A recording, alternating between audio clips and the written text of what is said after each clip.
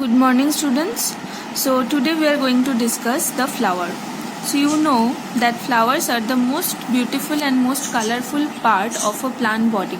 But actually it is the reproductive part of the plant body. So we can divide the flower into two parts. One is complete flower and another is incomplete flower. So the complete flower means it consists of all the four holes. Holes means different parts of the flower. And in incomplete flower it lack of one or more of the holes or different parts. So what are the parts? So we can divide the parts of the flower in main two categories. One is vegetative part and another is reproductive part. So this is the diagrammatic representation of a flower.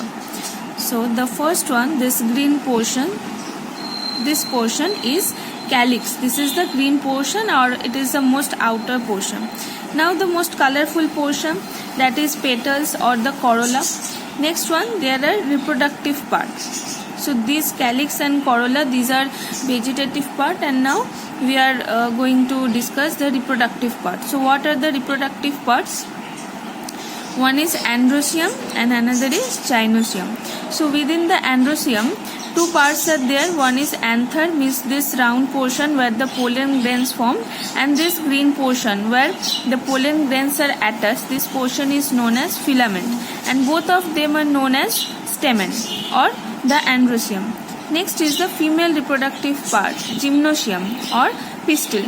So this topmost portion, that is called the stigma, then this slender portion, that is called the style, and then this round portion, that is the ovary. So these three combine and form pistil. So these two are that means the pistil and stamen, these two are the reproductive part of a plant. Okay, so now we are going to discuss different parts of the flowers and its function. So the first vegetative part, that is the sepal or the calyx.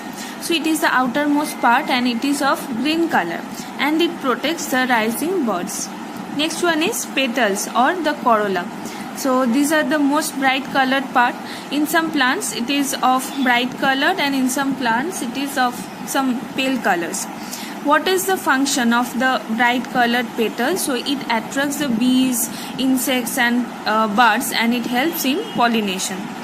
Now we are coming to the reproductive part. So the first one is stamen. Okay, and it is the male reproductive part of the flower and it is also known as androecium. So it has two main parts. One is anther and another is filament. So anther and filament. So anther means this round portion or the top portion which contains the pollen grain and it is of yellow color. What is the function of pollen grain? It helps in pollination. And this slender portion, that is known as filaments, it attached with the pollen. So the function of this male reproductive part or androecium is to transfer the pollen grain from one flower to another flower and helps in fertilization. Next one is pistil or the female reproductive part, and it is also known as gynoecium. So it also has three parts: stigma, style and ovary. So this one is the female reproductive part, stigma, style and ovary, and that is known as gynoecium. So the first one, that means the flat and topmost part, this portion is known as stigma. What is its function? It helps to receive the pollen grains from here. Okay, and this portion is known as style. It is a long tube that is attached with ovary. This round portion is known as ovary, which contains ovule and which help in fertilization and seed formation. So now we are coming to the functions of flower. So what are the most important functions of flower?